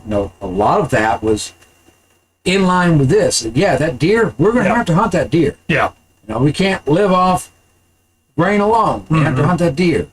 But we respect what that deer is. Right. They'll have laws about overhunting. Yeah, without that deer, we don't get to live. Yeah, exactly. Yeah. Right. We don't have, there's no room up here for being greedy. Right. Double check all my stuff. I'm not doing that one. I've got, that's a really long story. It is a really long one. That's good. Do that. I do want to bring up a couple things. Okay. So there's areas up there that they have, like everything was created, flooded, then created again. Okay. And I found a couple of stories where a man, and this man was given kind of like a deity status. He was like the first man, all that. He became best friends with a wolf. Okay. Who taught him how to hunt. And they were really good best friends. And they were sea monsters. Name slipped my mind right now. But they killed a wolf. Okay. And you're going to find varying reasons why they killed the wolf. Yeah. One of the biggest ones I found was they were jealous. He was such a good hunter. And he didn't want, he was letting the man know how to hunt that well. Yeah. They didn't want the man looking at the sea and figuring out the same things. Right. They're jealous they killed the wolf. The man takes revenge against these sea creatures and kills their leader. And the sea creatures take revenge against the people and all living things. And they send a flood. They flood everything out. It goes down. And then the man somehow survives it, kind of a Noah-esque thing, right? And on the other side of that, he repopulates, like all the animals are back. Name all these animals. And of course, just a few days into it, after he got everything said, he's like, okay, I'm going to hunt. Yeah. It's my time to hunt.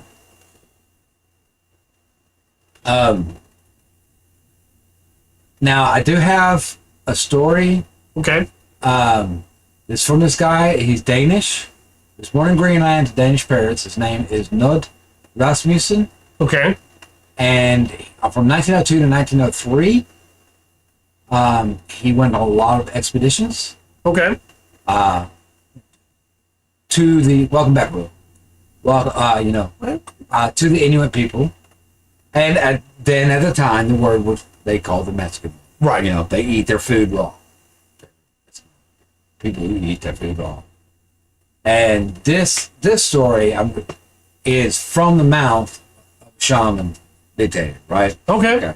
I haven't tried to format it for a podcast or anything like that, okay? That's what I'm you're reading this one direct. Right, reading this direct. I'd love this more. Our forefathers have told us much of the coming of earth and of men, and it was a long, long while ago. Those who lived long before our day, they did not know how to store their words in little black marks, as you do. They could only tell stories, and they told of many things. And therefore, we are not without knowledge of these things, which we have heard told many and many a time, since we were little children. Old women do not waste their words idly. We believe what they say. Old age does not lie. A long, long time ago, when the earth was made, it fell down from the sky. Earth, hills, and stones all fell from the sky, and thus the earth was made. And then, when the earth was made, came men. It is said that they came forth out of the earth. Little children came out of the earth. They came forth from among the willow bushes, all covered with willow leaves. And there they lay among the little bushes, lay and kicked, for they could not even crawl. They got their food from the earth. Then there is something about a man and a woman, but what of them? It is not clearly known. When did they find each other? And when had they grown up? I do not know. But the woman sewed and made children's clothes, and wandered forth. And she found little children and dressed them in clothes, and brought them home. And in this way, men grew to be many. And being now so many, they desired to have dogs. So a man went out with a dog leash in his hand and began to stamp on the ground, crying, "Hawk, hawk, hawk!" Then the dogs came hurrying from the hummocks and shook themselves violently, for their coats were full of sand. Thus men found dogs. All right then. But then children began to be born, and men grew to be very many on the earth. They knew nothing of death in those days, a long, long time ago, and grew to be very old. At last they could not walk, but went blind, could not lay down. Neither did they know the sun, but lived in the dark. No day ever dawned. Only insides of their houses was ever light. They burned water in their lamps, for in those days water would burn. But these men who did not know how to die, they grew to be too many, and crowded the earth. And then there came a mighty flood from the sea. Many were drowned, and men grew fewer. We could still see marks of that great flood up on high hilltops where mussel shells may be found. And now that men had begun to be fewer, two old women began to speak thus. "Better to be without day, if thus we may be without death," said one. "No, let us both have both light and death," said the other. And when the old woman had spoken these words, it was as she had been. It was like she had wished. Light came, and death. It is said that when the first man died, others covered up the body with stones. But the body came back again, not knowing rightly how to die. It stuck out its head from the beach and tried to get up. But an old woman thrust it back and said, "We have much to carry, and our sledges are small." For they were about to send out on a hunting journey. So the dead one was forced to go back to the mound of stones. And now, after men had gotten light on the earth, they were able to go on journeys, to hunt, no longer needed to eat of the earth. And with death also came the sun, moon, and stars. But when men die, they go up into the sky, become brightly shining things there. Oh, Yes. There's a traditional story that was told to Ned Rumison. It's been edited, yeah, the Inuit don't speak English. right. But it edited over. For in those days, water wouldn't burn. Yeah, that's a great line. Ah, They lit their house with water. In those days, water would burn. I like that a lot. That's cool. All right. And they called out for the dogs, and they came. Nice. You're right. Hawk, hawk, hawk. I'm gonna try That's that. how you told them. I'm Hawk. gonna try that. That one, I think I've gone over like how stories go down. Let me skip this one Okay. on that because it's like in this version, in this version, in this version, Right. in this version. Yeah. But a narwhal's horn is hair. Just Yeah. I'll leave it at that. So, and that's how the narwhal gets its horns. In that story, that a woman puts her hair Okay. like that and ends up in the ocean. Right? All right then. With lots of versions, lots of details. I'm sure. It was a very, very broken up story. Yeah. I had a hard time putting it together. I gotta quit. Yeah, I understand. I've had a hard enough time with some of these. Like, well, in this other story, no, it's the same story, but in this other story, Right. her father cuts off her fingers and kills her husband. So, And over here, he knows it's his sister. yeah, no, over here he has no idea. All right. The Fox Woman. Okay. A hunter who lived by himself found when he returned to his place after absence that it had been visited, and everything was put in order, as a dutiful wife should do. Okay. It's an Eskimo story. I didn't say that. That's Eskimo story, okay? This happened so often with no visible sign of tracks that the man was determined to watch and see who would scrape his skin, clothing, and boots, and hang them out to dry, and cook nice hot food ready to be eaten when he returned. One day he went away as though he was going off on a hunt, but secreted himself so as to observe the entrance of anything into the house. After a while, he saw a fox enter. He suspected that the fox was after food. He quietly slipped into the house, and on entering, saw a most beautiful woman, dressed in clothing of wondrous make. Within the house, on the lawn, hung the skin of a fox. That's another thing right there. A lot of shapeshifting. There are like, no, it's this, and then it turns to this, right? Yeah. But there's more than one. I know that in Slavic, it's like, no, he took off the skin of a bear, hung it up, and he wasn't. Or like you said earlier, the raven that moved his beak behind. Right. There was something to do there. Anyway, so she took her skin off. Yeah. Fox was this big one. I don't know. Anyway, skinwalker. The man inquired if it was she who had done all these things. She replied that she was his wife, and it was her duty to perform them, hoping that she had performed her labor in a manner satisfactory to her. After they had lived together a short time, the husband detected a musky odor about the house and inquired of her what it was. She replied that she had emitted the odor, and if he was going to find fault with her for it, she would leave. She dashed off her clothing and, resuming the skin of the fox, slipped quietly away. Had never been disposed to visit a man since that time. Wow. Yeah. He just kept his mouth shut. Right? You had a fox, man. That's a lesson that all mankind should learn. What's that? You're gonna be that way. I'm leaving. Yeah. Do that. But that was some stuff I got together. Some stories and things I managed to get together on the Inuit. Yeah. You know. I think you did a great job. Thank you. Round of applause. I think every week we wind up giving you more and more work to do.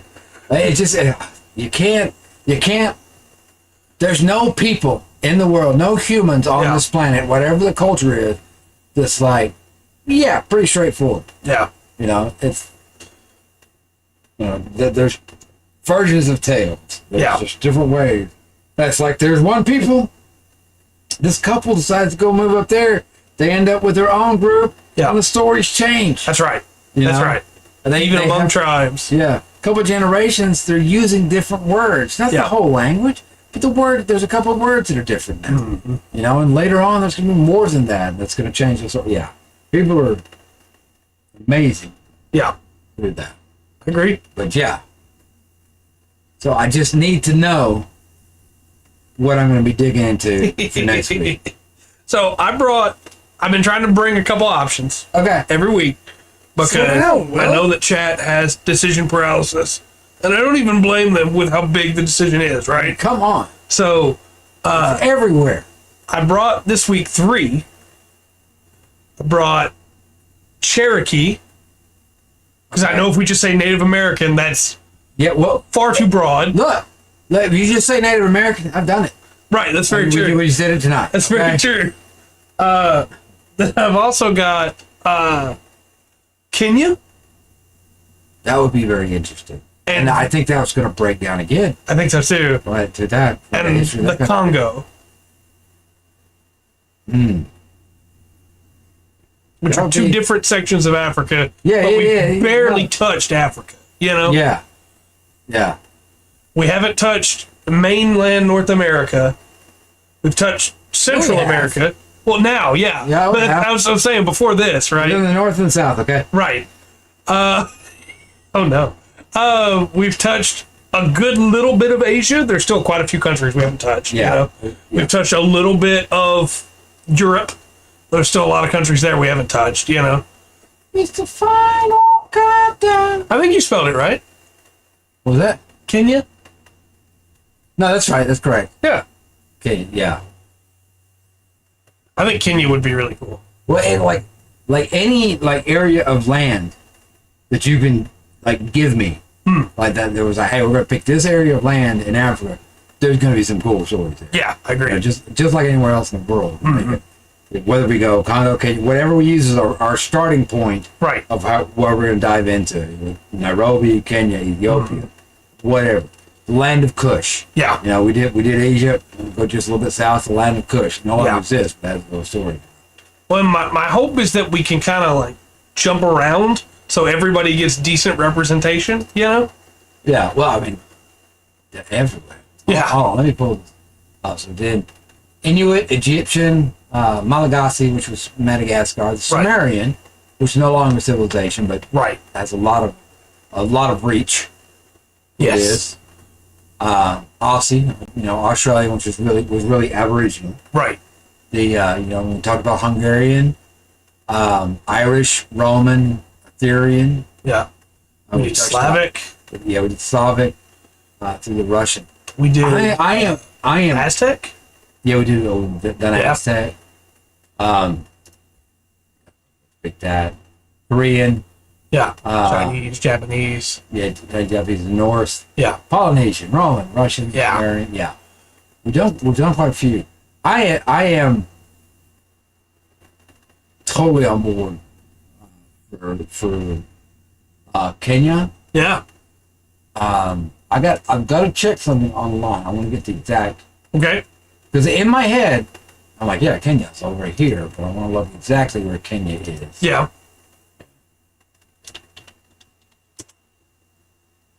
I'm excited for us to hit Africa proper, right? Because the Malagasy stuff was great. Right. But it was... but it's its own thing, right? Right. Okay, so no. I was thinking on the wrong side. My dumb ass. Kenya's on the other side. Okay. Uganda, Kenya, Somalia, Tanzania. Okay. All around. And I'm already thinking Somalia and Tanzania both have really interesting little bits I know of, and I only know little bits, right? Right.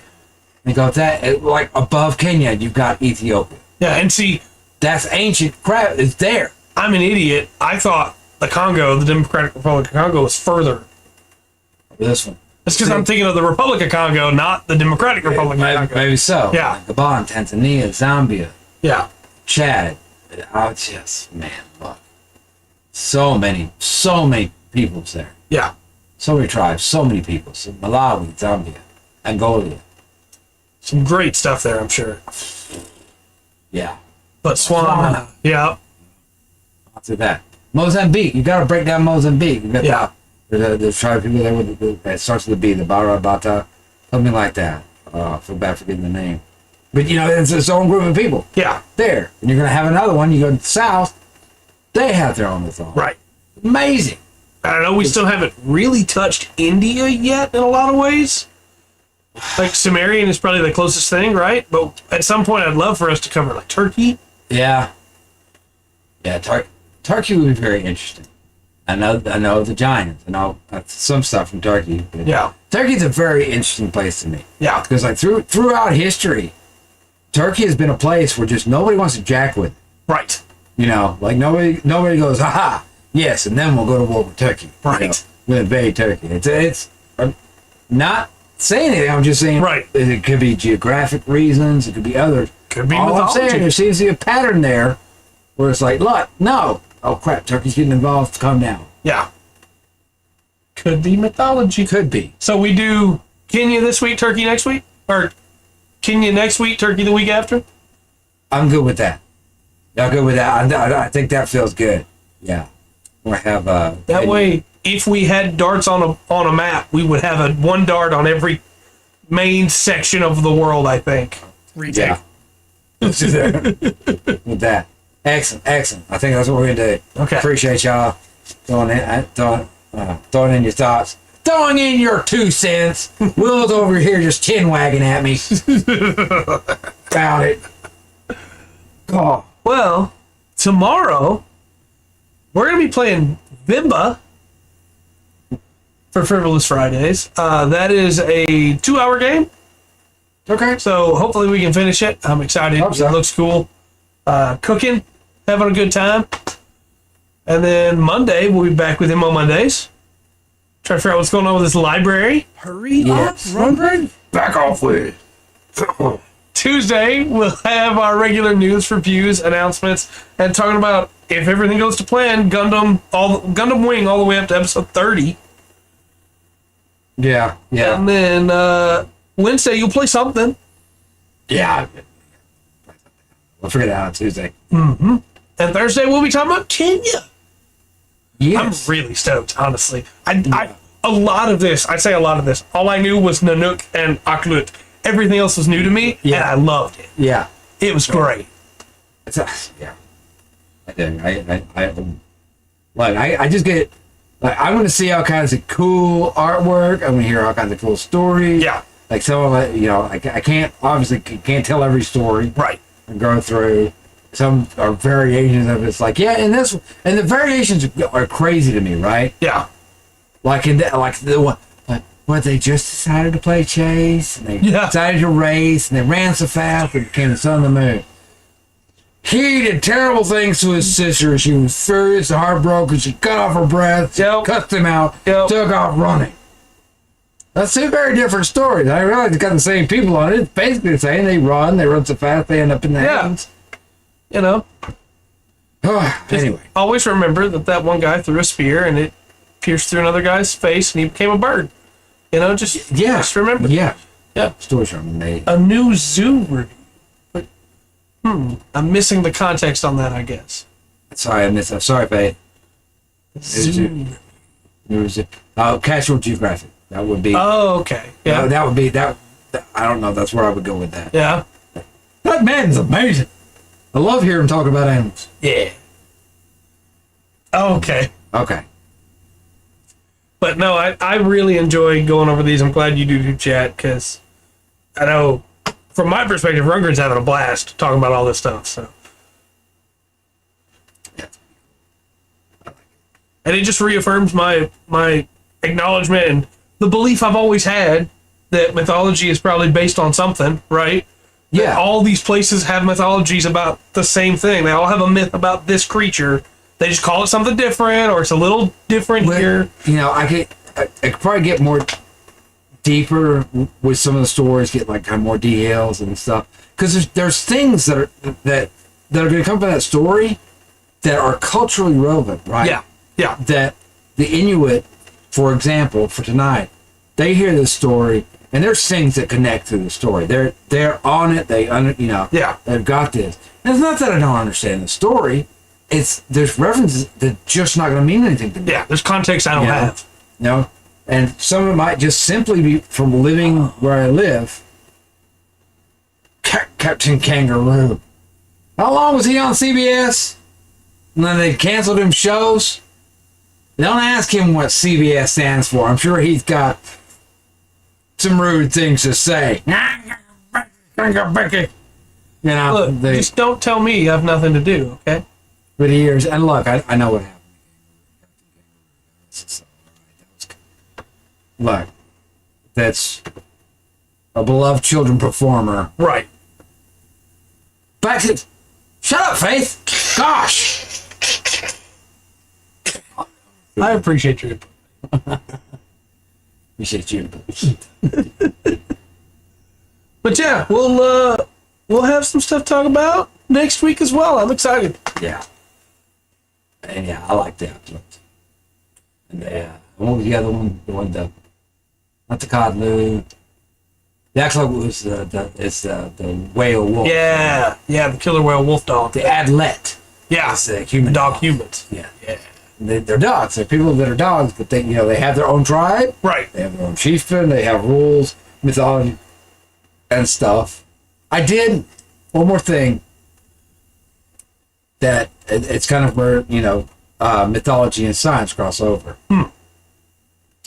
So, and I did get to the giants. Their giants are wild. They have giants that are so huge that whales are like seals to them. And I didn't really get and talk to about seals or seal babies much. They have their own club. Yeah, no, I got that reference. Yeah. So sorry, I'm trying to. I ruined it. I meant to keep a straight face and keep on going. Yeah. That is the mark. Wow. Yes. No, I love this. I'm ready. I'm ready to dig in. So it's Kenya turkey. Yeah. That's what we're. Kenya next week. Turkey the week after. Yeah. I know. What's weird is like in my heart, there's like a special place for Kenya anyway because of Sensei. Yeah. And I know everything that was filmed that involves Capheus was done by Kenyan crew, a Kenyan film crew. It's like, no, this is our country, this is our culture. We get to show it, yeah, it's part of this bigger elaborate story. We Yeah. get to show it, and I just love what they've done with it. And Sun is still Sun from South Korea is still my girlfriend. I love her. Look, coffee is the reason why when I had to pick an African nation first, You I in was Kenya? like, Kenya. Yeah. Kenya's a good one. Yeah, 100%. yeah. Kenya and Nairobi were both like, yeah. I think those two are kind of on the top. Right. I'd like to start with those as we get into that comment. So Kenya, excellent. All right, I'm good. I don't have anything else to say. I just appreciate everybody being here. You know how I feel about you. Took thousands and thousands of years and millions of people to create you. Yeah. There's never been anything like you in the history of this universe. And there never will be again. And the fact that you will spend time with us as we talk about crap that we find interesting, it means a lot to me. I appreciate you. Yeah. Well, until next time then, I've been Trey. I've been hungry. This has been the Full Spectrum TTRPG podcast. Remember to always enjoy the full spectrum that Ogluts have to offer.